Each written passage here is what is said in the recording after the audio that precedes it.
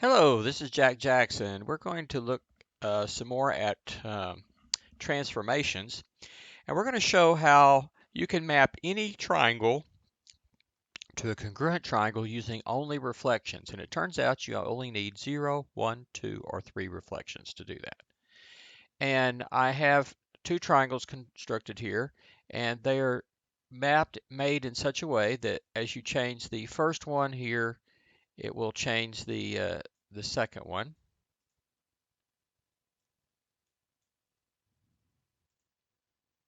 So A, B, and C are free to move anywhere that we want in the plane to make any possible triangle here. And here we have this one can be moved around and so forth. Now we have two options here. We have image 1 and image 2. Image 1 is going to be oriented in such a way that it's going to require a reflection, at least actually an odd number of reflections, either 1 or 3 reflections. Image 2 is oriented so that we can get by with an even number of reflections, either 0 or 2 reflections. So let's do the sort of the hardest case first, image 1. Okay, so we want to get this one, this pre-image one over here, this blue one here, triangle ABC, mapped over to this congruent triangle A prime, B prime, C prime. And again, this is set up between checking either image 1 or image 2. You can have all possible congruent triangles here. Okay, so let's go after this. Well, first of all, let's just kind of get our points one at a time. We want to map A to A prime. So the way we do that is we start by constructing a line segment going from A to A prime, and then we find its midpoint and make the perpendicular bisector. If we reflect over this line, A will be mapped to A prime, and we will hit a congruent triangle. There it is right there. So notice A is going to be mapped to A prime, B, and C are going to go wherever they go. Okay. So now we have A prime is the image here. So now we have a new triangle. Let's call it A prime, B double prime, C double prime. I guess A double prime is the same as A prime there. Okay, now we want to map B to B prime. Okay, so we want to draw a line segment there and do its perpendicular bisector.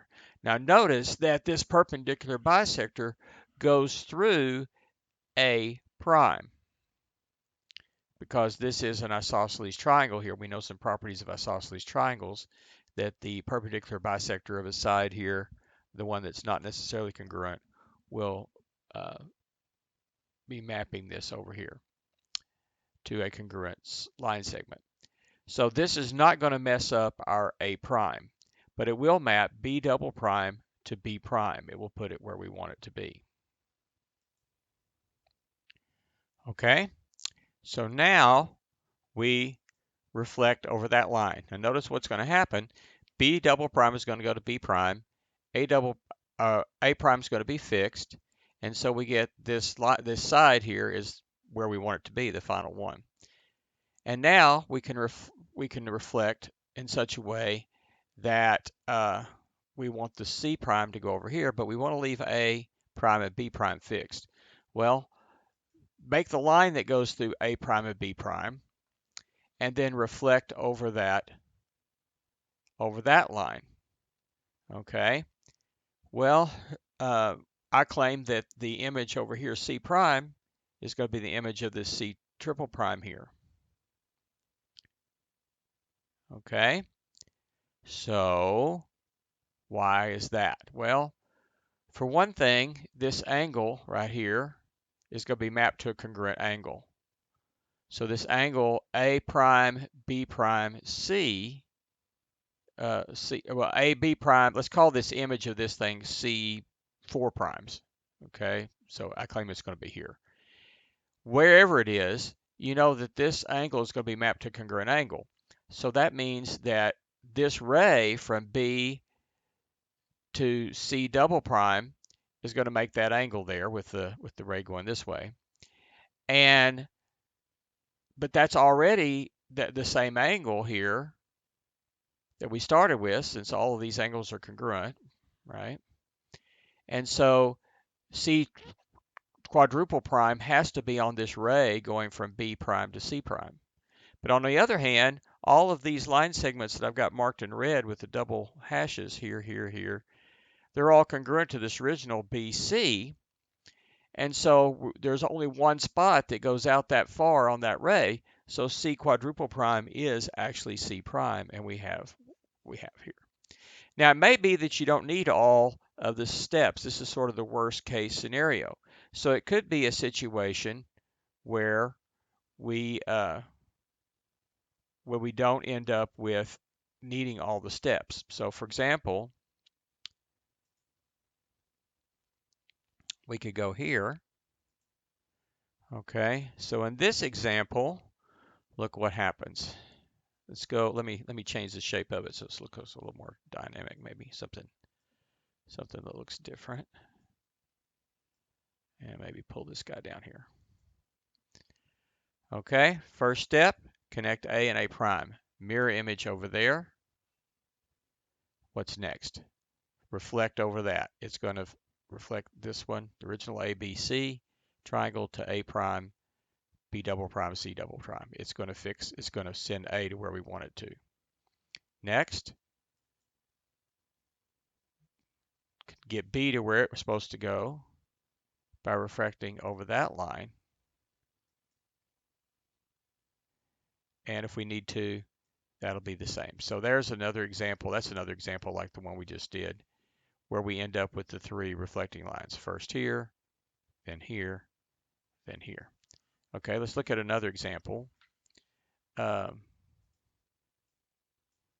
look at an example where we only need a couple of reflections. So let's say we have this one here.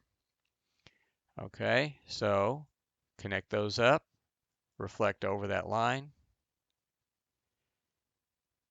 and then we can reflect over a second line. And by that time, we're where we need to be. We only need the two reflecting lines, and that's it. Okay, it may be that this is situated in such a way that